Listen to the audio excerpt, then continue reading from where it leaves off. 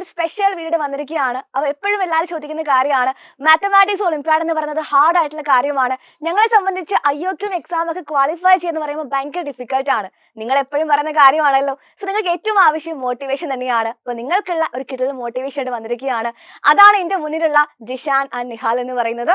ഇവർ രണ്ടുപേരും IOQ winners ആണ്. അതുമാത്രമല്ല ജിഷാൻ RMO വിന്നർ കൂടിയാണ്. സോ നമുക്ക് നോക്കാം ഇവരുടെ സ്റ്റഡി പ്ലാനും പ്രിപ്പറേഷൻ സ്ട്രാറ്റജി ഒക്കെ നമുക്ക് എന്ത് ചെയ്യാം ഒന്ന് പരിശോധിക്കാം അല്ലേ. അപ്പോൾ എല്ലാവരും കാത്തിരിക്കുമായിരിക്കും ഇവരുടെ ആൻസേഴ്സിനായിട്ട്. നമുക്ക് എന്ത് ചെയ്യാം നേരെ ഇവരിലേക്ക് പോകാം. സോ എങ്ങനെ ഉണ്ടായിരുന്നു IOQ എക്സാം പറയുമ്പം മാത്തമാറ്റിക്സ് ഒളിമ്പ്യാഡിന്റെ ഫസ്റ്റ് സ്റ്റേജ് ആണ്. അപ്പൊ ഇത് ക്വാളിഫൈ ചെയ്ത സമയത്ത് പ്രതീക്ഷ ഉണ്ടായിരുന്നോ ക്വാളിഫൈ ചെയ്യുന്ന ഒരു കാര്യം? എക്സാം എഴുതിയ ടൈമിൽ ഇതിന് മുമ്പില്ലായിരുന്നു, പക്ഷെ എഴുതി കഴിഞ്ഞതിന് ശേഷം എന്താ പറയാ കിട്ടും എന്നുള്ളൊരു പ്രതീക്ഷ ഉണ്ടായിരുന്നു. വല്ല പ്രിപ്പറേഷൻ ഒന്നും ഇല്ലാണ്ടാണ് പോയത്. കാര്യമായിട്ട് പ്രിപ്പയർ ഒന്നും ചെയ്തില്ല. അതുകൊണ്ട് തന്നെ എഴുതുന്നതിന് മുമ്പ് വലിയ പ്രതീക്ഷ ഒന്നും ഇല്ലായിരുന്നു. അത് പറഞ്ഞ പോലെ തന്നെ പിന്നെ എഴുതി കഴിഞ്ഞപ്പോ കുറച്ച് എക്സ്പെക്ടേഷൻ ഉണ്ടായിരുന്നു. വിചാരിച്ചതിലും ടഫ് ആണോ അതോ ഈസി ആയിരുന്നോ? കുറച്ച് ഈസി ആയി. വിചാരിച്ചത് ഇത്ര ടഫ് ആയിരുന്നില്ല. അപ്പം എക്സ്പെക്ടേഷൻ ഉണ്ട്, അങ്ങനെ കിട്ടി. ഓക്കെ. ഇപ്പൊ പൊതുവെ എല്ലാരും പറയുന്ന കാര്യം ഞങ്ങൾ അറിഞ്ഞിട്ടുണ്ടായിരുന്നില്ല ഒളിമ്പ്യാഡ് എക്സാമിനെ കുറിച്ച്. ഇപ്പോഴാണ് കൂടുതൽ പേരൊക്കെ അറിഞ്ഞു വരുന്നത്. അപ്പൊ നിങ്ങൾ ഈ ഒരു മാത്തമാറ്റിക്സ് ഒളിമ്പ്യാഡിനെ കുറിച്ചും IOQ കുറിച്ചൊക്കെ അറിഞ്ഞത് ഏത് വർഷമാണ്? ഞാൻ ഇപ്പം 10th പഠിക്കുമ്പോൾ മാത്സിന് തന്നെ വേറെ ഇത് കിട്ടിയ എക്സാമിന്. അപ്പം എന്നോട് വേറെ എൻ്റെ ഒരു സീനിയർ ആയിട്ട് ചെക്കൻ ചോദിച്ചതാണ്, ഇപ്പം ഇങ്ങനെ ഒളിമ്പ്യാഡ് തന്നെ എഴുതിയത്. അപ്പോൾ ഞാൻ നോക്കിയപ്പോത്തിന് കഴിഞ്ഞു പോയി. പിന്നെ +1 ഇങ്ങനെ ഒരു നമുക്ക് ക്ലാസ് എടുക്കുന്ന ഒരു സാറ് പറഞ്ഞപ്പോഴാണ് അറിഞ്ഞത്. +1 അറിഞ്ഞത്. മോനും +1 അറിഞ്ഞത്. അപ്പൊ ആദ്യമായിട്ട് എഴുതുന്നതും +1 രണ്ടുപേരും അല്ലെ. അപ്പൊ IOQ എന്ന് പറയുന്ന സമയത്ത് ഇവർ ഈ പറഞ്ഞ എത്ര ഡിഫിക്കൽട്ടി ഉണ്ടോ IOQ എക്സാമിന്? എന്താ ഫീൽ ചെയ്തത്? എക്സാം ഡിഫിക്കൽട്ടി ആണോ ചോദിച്ചു കഴിഞ്ഞാൽ അത്ര ഡിഫിക്കൽട്ട് അല്ല. പക്ഷെ നമുക്ക് ഫണ്ടമെന്റൽസ് അത്യാവശ്യം നല്ല അറിയാണെങ്കിൽ എന്താ പറയാ, നമുക്ക് എന്തെങ്കിലും ചെറുത് ലോജിക്കലി എന്തെങ്കിലും ആലോചിച്ചാൽ വേഗം ഉത്തരം കിട്ടും. ഒരു ആപ്ലിക്കേഷൻ ലെവലാണ്, ചിന്തിക്കുന്ന ടൈപ്പ് ക്വസ്റ്റ്യൻസ് ആണ്, ക്രിയേറ്റീവ് തിങ്കിങ് ടൈപ്പ് ആണ് പ്രൊമോട്ട് ചെയ്യുന്നുണ്ടാവുക എക്സാം അല്ലെ. നമ്മൾ പൊതുവേ ഉള്ള ഒരു ബോർഡ് എക്സാം ടൈപ്പ് അല്ല, കുറച്ചും കൂടെ ഒരു ഒബ്ജക്റ്റീവ് ടൈപ്പ് ആണ്. ഓക്കെ. അപ്പൊ മക്കള് ഇപ്പൊ 10th ബോർഡ് എക്സാം ഉണ്ടായിരുന്നു, +1 നമുക്ക് CBSE ആയതുകൊണ്ട് ബോർഡ് എക്സാം ഉണ്ടായിരുന്നില്ല. അപ്പൊ അതിന്റെ കൂടെയാണ് എന്ത് ചെയ്തത് ഒളിമ്പ്യാഡ് എക്സാമിനൊക്കെ പ്രിപ്പയർ ചെയ്തിട്ട് പോയിട്ടുണ്ടായിരുന്നത്. സോ നമ്മൾ പോകുന്നത് ഇങ്ങോട്ടേക്കാണ്. അതായത് ഇപ്പൊ 10th CBSE നമുക്ക് ബോർഡ് എക്സാമിന് ഒരുപാട് കാര്യങ്ങൾ നിങ്ങൾ പഠിക്കുന്നുണ്ട്. ആ പഠിച്ച കാര്യങ്ങളിൽ കുറെ കാര്യങ്ങൾ നമുക്ക് ഇവിടെ ഉപയോഗിക്കാൻ പറ്റിയിട്ടുണ്ടായിരുന്നോ? ബേസിക്സ് ഒക്കെ 10th ഞങ്ങൾ സ്റ്റേറ്റ് ആയിരുന്നു, അപ്പൊ അധികം ഒന്നും ഇല്ലേനു. പിന്നെ മക്കൾ 10th സ്റ്റേറ്റിൽ പഠിച്ച കുട്ടികളാണ്. ഓക്കെ. ബേസിക്സ് എന്ന് പറഞ്ഞാല് എന്താ പറയാ, നമ്മള് 8ൽ 7ലൊക്കെ പഠിച്ച കാര്യങ്ങളാണ് കൂടുതൽ, ബേസിക് ആയിട്ടുള്ള കാര്യങ്ങളാണ് കൂടുതൽ ക്വസ്റ്റ്യൻസ് വരുന്നത്. അപ്പൊ അത് നല്ല വൃത്തിക്ക് അറിയാണെങ്കിൽ നമുക്ക് കൂടുതൽ ചെയ്യാൻ കഴിയും. പിന്നെ അത്യാവശ്യം ഹൈ ലെവൽ ഒന്നും വേണ്ട, പക്ഷെ നമുക്ക് അങ്ങനെ പ്രോബ്ലം ചെയ്യാൻ കഴിയുകയാണെങ്കിൽ നല്ലതാണ്. ബേസിക് ആയിട്ട് അതറിയാം. അത് നമ്മുടെ ബേസ് ഫണ്ടമെന്റൽ ലെവൽ എന്ന് പറയുന്നത് അത്ര സ്ട്രോങ് ആണെങ്കിൽ നമുക്ക് ക്വസ്റ്റ്യൻസ് ഒക്കെ അപ്രോച്ച് ചെയ്യാൻ എളുപ്പമാണെന്നാണ് പറയുന്നത്. ഇപ്പൊ ടൈം മാനേജ്മെന്റ് എങ്ങനെ ഫീൽ ചെയ്ത? 3 മണിക്കൂർ എക്സാം ആണ്. 3 മണിക്കൂർ നല്ലോണം ഉപയോഗിച്ചിട്ടുണ്ടായിരുന്നോ നിഹാല്? 3 മണിക്കൂർ ഫസ്റ്റ് തന്നെ പേപ്പർ കിട്ടുമ്പോ ഫസ്റ്റ് 4 ക്വസ്റ്റ്യനും വലിയ കുഴപ്പമുണ്ടാവില്ല. പിന്നെ അങ്ങോട്ട് പോകുമ്പം പിന്നെ കുറച്ച് ലെവൽ കൂടും. 3 മണിക്കൂർ അവസാനത്തേക്ക് ആകുമ്പോൾ പിന്നെ നമ്മൾ കുറച്ച് റഷ് ആയിട്ടൊക്കെ ചെയ്യുമല്ലോ. അപ്പൊ പിന്നെ കുറച്ചുകൂടി കിട്ടാനൊക്കെ തുടങ്ങും. അപ്പൊ പിന്നെ വലിയ പ്രശ്നം ഉണ്ടാവില്ല. 3 മണിക്കൂറിൽ നമുക്ക് എഴുതാൻ പറ്റിയ പേപ്പർ തന്നെയാണ്. 3 മണിക്കൂർ ഫുള്ളൊന്നും എഴുതാനാവില്ല, പക്ഷെ നമുക്ക് അറിയുന്ന സെലക്ട് ചെയ്ത് എഴുതുകയാണെങ്കിൽ അത്യാവശ്യം നല്ല രീതിയിൽ തന്നെ എഴുതാൻ പറ്റുന്ന എക്സാം ആണ്. അപ്പൊ നിങ്ങൾ കട്ട് ഓഫ് എത്രയായിരുന്നു ആ സമയത്ത്? Cut off +1 cut off 15. നിങ്ങൾ രണ്ടുപേരും സെയിം ഇയറിലുള്ള കുട്ടികളാണ്. 15 ആയിരുന്നു ആ സമയത്ത് കട്ട് ഓഫ് എക്സാമിന്റെ. 100 മാർക്കിലുള്ള എക്സാം ആണ്, 15 മാർക്കാണ് കട്ട് ഓഫ് വന്നിരിക്കുന്നത്. ആൻഡ് ഇപ്പൊ നമ്മൾ പറയുന്നത് +1 ആദ്യമായിട്ട് എഴുതുന്നത്. ഒരു കാര്യം കൂടെ ഓർമ്മിപ്പിക്കുകയാണ്, ഇവർ രണ്ടുപേരും സൈലത്തിന്റെ കുട്ടികളാണ്. അതായത് ഒരു ബോർഡ് എക്സാം മാത്രമല്ല, കൂടെ എൻട്രൻസ് എക്സാം കൂടെ പ്രിപ്പയർ ചെയ്യുന്നവരാണ്. അപ്പം നമ്മുടെ സൈലത്തിന്റെ സ്റ്റുഡൻസ് ആണെന്ന് അറിഞ്ഞതിൽ ഭയങ്കരമായിട്ട് സന്തോഷമുണ്ട്. ആൻഡ് ഇപ്പൊ നമ്മൾ IOQ എക്സാമിലേക്ക് വീണ്ടും വരുന്ന സമയത്ത് ഇപ്പൊ നമ്മൾ സിലബസിലേക്ക് വരുമ്പോൾ ഇപ്പൊ ഓൾജിബ്ര വരുന്നുണ്ട്, അതേപോലെ തന്നെ നമുക്ക് നമ്പർ സിസ്റ്റം വരുന്നുണ്ട്. അപ്പൊ നിങ്ങൾക്ക് ഇഷ്ടപ്പെട്ട ടോപ്പിക് ഏതായിരുന്നു? മാത്തമാറ്റിക്സ് ഇഷ്ടമുള്ളവരാണ് രണ്ടുപേരും അല്ലെ? ഓക്കെ. ഇഷ്ടപ്പെട്ട ടോപ്പിക് ഏതായിരുന്നു മാത്സിൽ? നമ്പർ സിസ്റ്റം, ആൾജിബ്ര ഒക്കെ. ജോമെട്രി അത്ര ഒരു ഇതില്ല. ജോമെട്രി കുറച്ചുകൂടെ ഹാർഡ് ആണെന്ന് ഫീൽ ചെയ്തോ? എനിക്ക് ഇഷ്ടമല്ല. ഇവിടെ ജോമെട്രി ഇഷ്ടമാണ്, ഒരു പ്രശ്നം വലിയ പ്രശ്നമായിട്ട് തോന്നിയില്ല. പിന്നെ നമ്പർ സിസ്റ്റം. ഓക്കെ. അപ്പൊ നിങ്ങൾ പറഞ്ഞു അപ്പൊ ഭയങ്കരമായിട്ടൊന്നും പ്രിപ്പയർ ചെയ്യാൻ പറ്റിയിട്ടുണ്ടായിരുന്നില്ല എന്ന് പറഞ്ഞു. പക്ഷെ എന്നാലും നിങ്ങൾ IOQ ക്വാളിഫൈ ചെയ്തവരാണ്. അപ്പൊ നമ്മൾ ചിന്തിക്കും പ്രിപ്പയർ ചെയ്യാതെ പോയി കഴിഞ്ഞാൽ എല്ലാവർക്കും IOQ ക്വാളിഫൈ ചെയ്യാൻ വേണ്ടി പറ്റുമെന്ന് ചിന്തിക്കുന്നുണ്ടോ? ഇല്ല, അങ്ങനെയല്ല. ഞങ്ങൾക്ക് ഇപ്പൊ ജെയിന് ഉള്ള ക്ലാസ് തീർച്ചയായിട്ടും. അപ്പൊ നിങ്ങളുടെ +1 +2 തന്നെ എൻട്രൻസ് എക്സാം എന്ന് പറയുന്ന വലിയൊരു കാര്യത്തിന് പ്രിപ്പയർ ചെയ്തുകൊണ്ടിരിക്കുകയാണ്.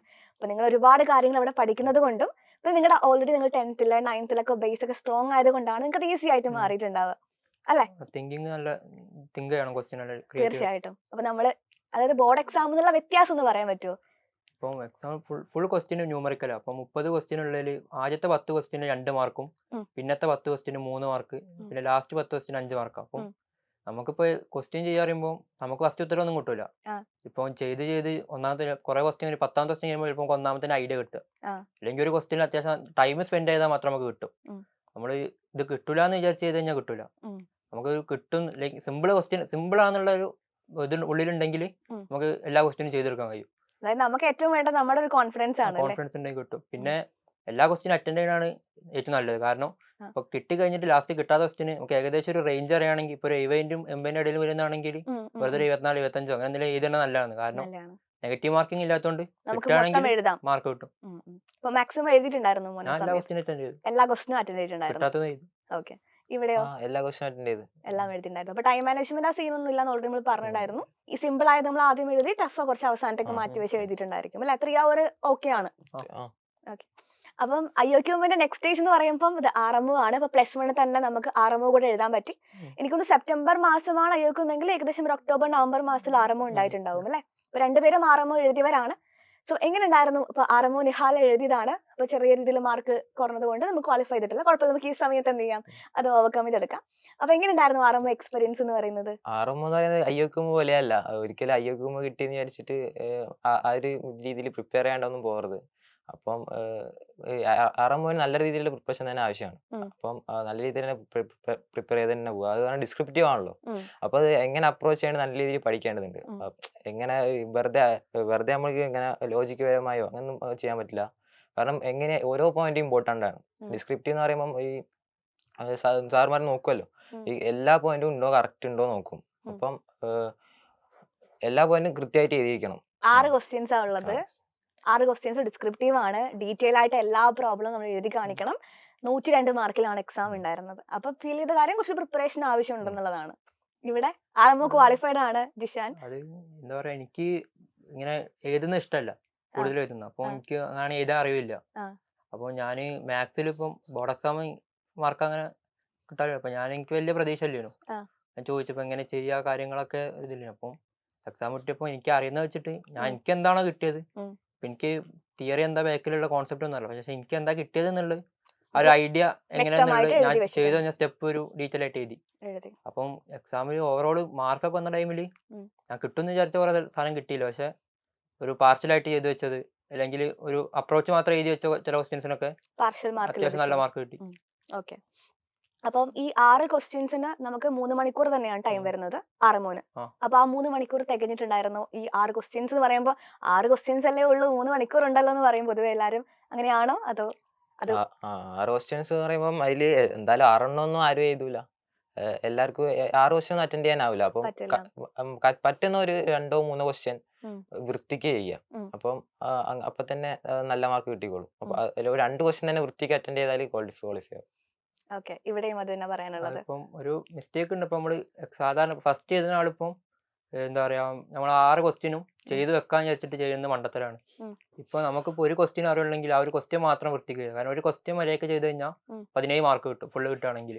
മറ്റേത് ഇപ്പം എല്ലാ ക്വസ്റ്റ്യനും എഴുതിയിട്ട് അതിൽ 1 മാർക്ക് പോലും കിട്ടണമെന്ന് ഒരു ഉറപ്പില്ല. അപ്പൊ കഴിഞ്ഞ കൊല്ലം 15 മാർക്ക് കട്ട് ഓഫ് വന്നു. ഒരു ക്വസ്റ്റ്യന് 17 മാർക്കാണ് വരുന്നത്. അപ്പം നമുക്ക് കിട്ടുന്ന ഉറപ്പുള്ള ക്വസ്റ്റ്യൻ മാത്രം അറ്റൻഡ് ചെയ്യുക, അത് നല്ല വൃത്തിക്ക് എഴുതുക. പിന്നെ ബാക്കി ടൈം ഉണ്ടെങ്കിൽ പിന്നെ അടുത്തതിന് നോക്കാന്നല്ലാതെ വെറുതെ എഴുതി വെക്കുന്നുണ്ട് കാര്യമില്ല. അപ്പൊ RMOന്റെ കട്ട് ഓഫ് 15 വന്നിട്ടുണ്ടായിരുന്നത്. അപ്പൊ ഒരു ക്വസ്റ്റ്യൻ എഴുതിയാൽ പോലും നല്ല ഫുൾ മാർക്ക് ആ ഒരു ക്വസ്റ്റ്യന് മാർക്ക് ലഭിക്കുവാണെങ്കിലും പാസ്സാകുമായിരുന്നു. പിന്നെ വെറുതെ എഴുതിയിട്ട് കാര്യമില്ല. അപ്പം വെറുതെ ബോർഡ് എക്സാമിൽ എഴുതുന്ന പോലെ വെറുതെ പോയിന്റ് എക്സ്ട്രാ ആയിട്ട് മാർക്ക് കിട്ടണമെന്ന് ചാൻസ് ഇല്ല. നമ്മൾ എഴുതുന്നത് എന്തെങ്കിലും തിങ്ക് ചെയ്ത ഒരു പോയിന്റ് അതുകൊണ്ട് 3 വട്ടം എഴുതിയിട്ട് കാര്യമില്ല. നമ്മള് ഡീപ്പായിട്ട് അങ്ങനെ ചെയ്തെന്നുള്ള കാണിക്കുന്ന എഴുതുന്ന ഓരോ സ്റ്റെപ്പിനും അത്രത്തോളം ഇമ്പോർട്ടൻസ് ആണ്. നമ്മൾ പൊതുവെ ബോർഡ് എക്സാം എഴുതുന്ന പോലെ വാരി വലിച്ച് എഴുതുന്ന പരിപാടി ഒന്നും ഇവിടെ നടക്കില്ല. അത്രയും അവർ സെർച്ച് ചെയ്ത് നോക്കുന്ന കാര്യമാണെന്നുള്ളത്. ആൻഡ് അടുത്ത കാര്യം പറയുകയാണെങ്കിൽ നമ്മൾ ഒരു ഡെയിലി റൂട്ടീൻ എന്ന് പറയാൻ പറ്റുമോ? എങ്ങനെയാണ് പഠിക്കാൻ, ഒന്നും പറയണ്ട, എങ്ങനെയാണ് പഠിക്കാൻ എടുക്കുന്ന സമയം എന്ന് മാത്രം ഏകദേശ സമയം പറഞ്ഞാൽ മതി. ഒരു ഡെയിലി പഠിക്കാൻ എടുക്കുന്ന ഒരു സമയം.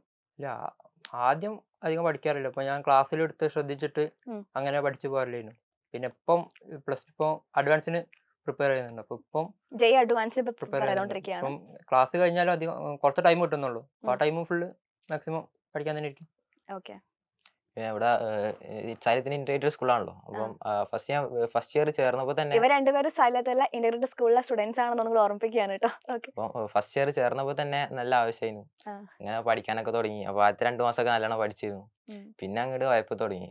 അങ്ങനെ ഒരു പിന്നെ കുറേ ഒന്നും പഠിക്കില്ലായിരുന്നു. ഉം. പക്ഷെ ഇപ്പം നമ്മൾ അഡ്വാൻസ് വേണ്ടി പ്രിപ്പയർ ചെയ്യുന്നതുകൊണ്ട് ഇപ്പോൾ പിന്നെ പഠിക്കാൻ തുടങ്ങി. ഇപ്പോൾ ഒരു ഡെയിലി ഒരു ആവറേജ് ഒരു 3 to 4 hours പഠിക്കും.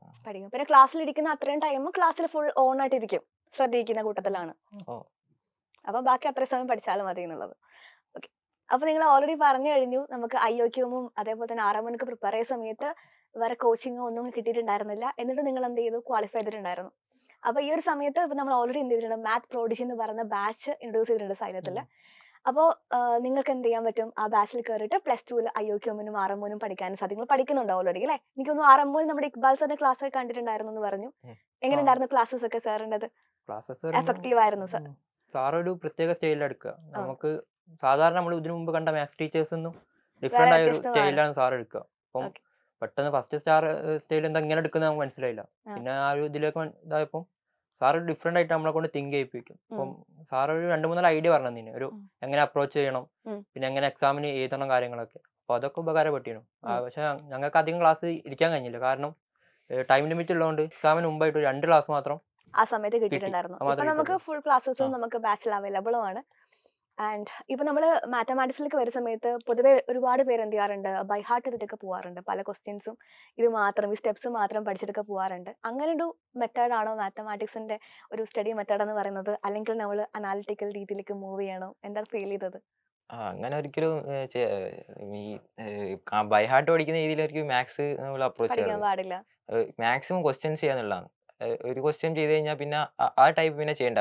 ഇനി variety of types of questions ആണ് പിന്നെ ചെയ്യേണ്ടത്. അപ്പോൾ മാക്സിമം ക്വസ്റ്റ്യൻസ് ചെയ്യുന്നവരും നമ്മുടെ സ്കില്ല് കൂടി വരും. സ്കില്ല് വർദ്ധിപ്പിക്കുക. സ്കില്ല് പോലെ ഇത് ഒരിക്കലും ഈ ലാംഗ്വേജ് എല്ലാം പഠിക്കുന്ന പോലെ പഠിക്കുക. അത് സ്കില്ല് ഇമ്പ്രൂവ് ചെയ്യുക എന്നുള്ളതാണ് ഈ പ്രോബ്ലം സോൾവിങ് സ്കിൽസ്. അപ്പോൾ അത് ഇമ്പ്രൂവ് ചെയ്യണമെങ്കിൽ മാക്സിമം ക്വസ്റ്റ്യൻസ് ചെയ്യാം. ക്വസ്റ്റ്യൻസ് ചെയ്തിട്ട് തന്നെ സ്കില്ല് ഇമ്പ്രൂവ് ചെയ്യാൻ പറ്റുള്ളൂ. അതായത് ഓരോ ക്വസ്റ്റിനും ഓരോ കോൺസെപ്റ്റ് ആണ് ആക്ച്വലി പറയുവാണെങ്കിൽ. ഇപ്പൊ മാക്സിമം ക്വസ്റ്റൻ ചെയ്താൽ നമുക്ക് മാക്സിമം കോൺസെപ്റ്റ് കിട്ടുന്നതാണ് ഐഡിയ പറയുന്നത് അല്ലേ? നല്ല ഫീൽ ചെയ്തത് ഒരു ക്വസ്റ്റ്യൻ തന്നെ ഒരു 2-3 മെത്തേഡിൽ ചെയ്യാൻ നോക്കുക. ചെയ്യാൻ ഇപ്പൊ പറ്റും. അല്ലെങ്കിൽ ഇപ്പൊ ടീച്ചർ ഒരു മെത്തേഡിൽ ചെയ്താൽ അതിനെക്കാട്ടി ഈസി ആയിട്ട് വേറെ കിട്ടാൻ മെത്തേഡ് കഴിയുമെന്ന് വിചാരിച്ചിട്ട് നമ്മൾ ഇരുന്ന് കഴിഞ്ഞാൽ ചിലപ്പോൾ ഉത്തരം കിട്ടും.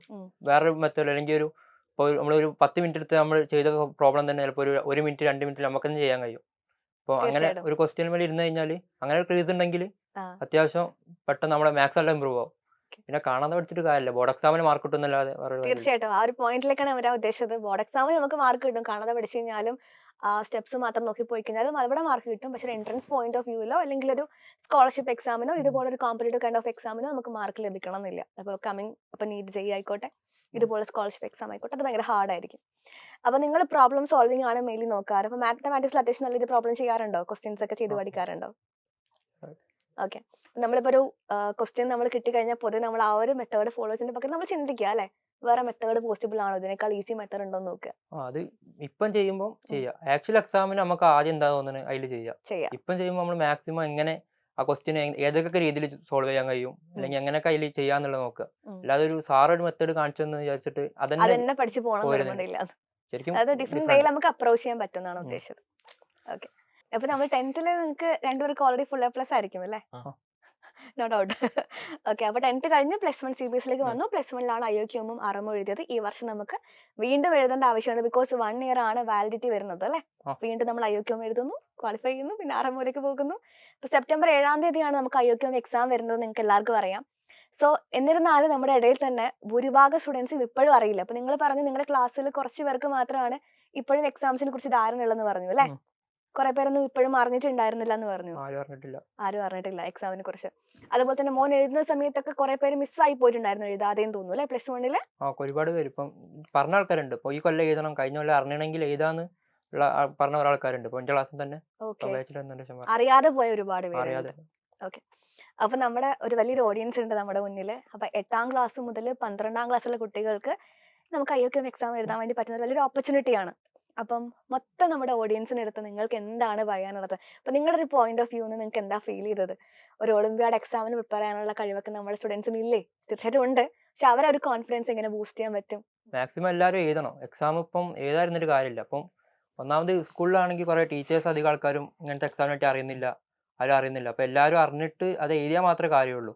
ഇപ്പം ഞാൻ പറഞ്ഞ ഒരു RMO കഴിഞ്ഞ് INMലൊക്കെ നോക്കുമ്പോൾ കേരളത്തിൽ നിന്ന് ആരും അങ്ങനെ പാർട്ടിസിപ്പേറ്റ് ചെയ്യാറില്ല.